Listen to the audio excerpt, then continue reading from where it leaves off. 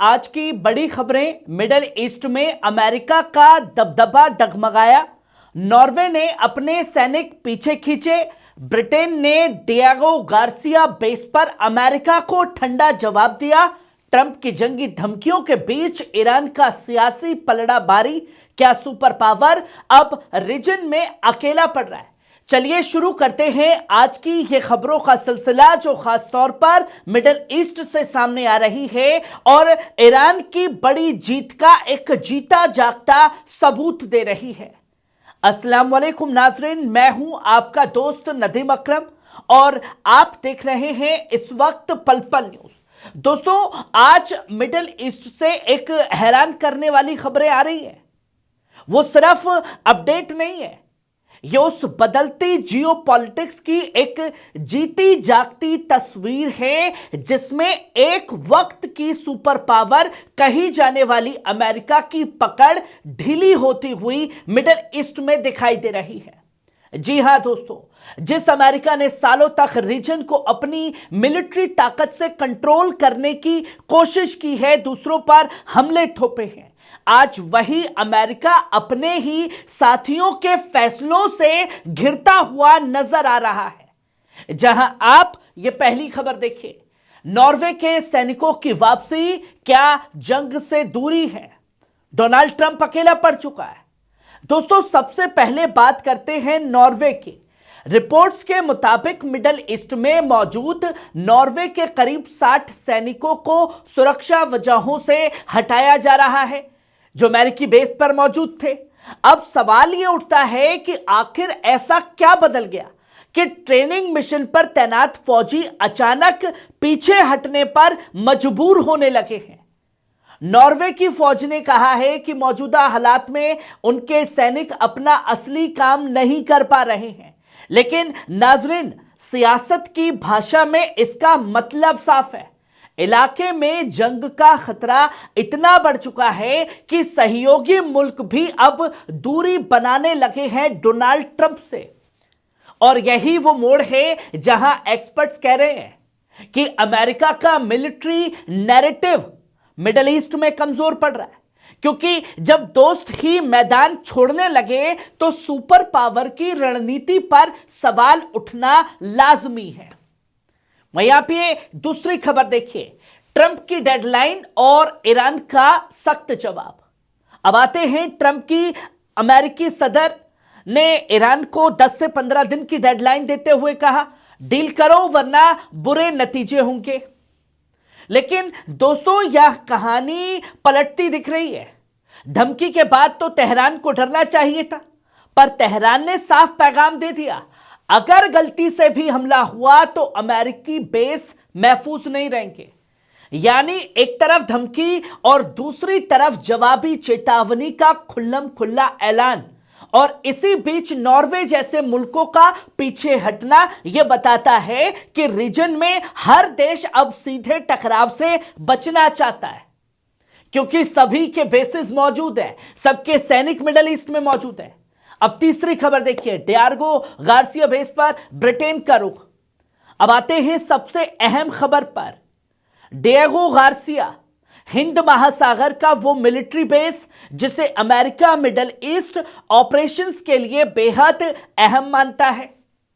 Reports ये कहती है कि ट्रंप ने ब्रिटेन पर नाराजगी जताई, क्योंकि लंदन ने ईरान पर संभावित हमले के लिए बेस इस्तेमाल करने की मंजूरी अभी तक नहीं दी है। सोचिए नाजरीन, जिस ब्रिटेन को अमेरिका अपना सबसे करीबी साथी बताता है, वही ब्रिटेन अब इंटरनेशनल लॉ और सियासी प्रोसेस का हवाला देकर दूरी बनाता हुआ दिखाई दे रहा है कि हम अपने बेस का इस्तेमाल ईरान के खिलाफ नहीं होने देंगे। और ट्रंप का social media post, Diego Garcia मत दो, इस बात का इशारा है कि अंदर खाने दबाव कितना बढ़ चुका है डोनाल्ड ट्रंप के ऊपर। अब आप अगली खबर देखिए, क्या अमेरिका मिडिल ईस्ट में अकेला पड़ रहा है, जिसकी जीती जागती तस्वीरें सामने आ रही हैं। दोस्तों, एक तरफ नॉर्वे सैनिक हटता है, दूसरी तरफ ब्रिटेन खुलकर जंगी ऑपरेशन की हामी नहीं भरता है। तो सवाल ये उठना लाजमी है क्या अमेरिका अब मिडिल ईस्ट में अकेला पड़ रहा है?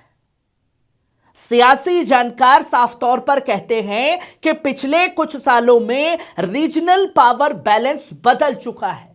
अब हर मुल्क खुलकर जंग का हिस्सा बनने से बच रहा है, क्योंकि उन्हें यह पता है कि किसी भी बड़े टकराव की कीमत पूरी दुनिया को चुकानी पड़ेगी। जो तस्वीरें दुनिया के सामने हैं, ईरान की सियासी बढ़त देखिए दोस्तों। अगली खबर देखिए दोस्तों। इस पूरे माहौल में ईरान की सियासी रणनीति भी खासतौर पर चर्चा में है।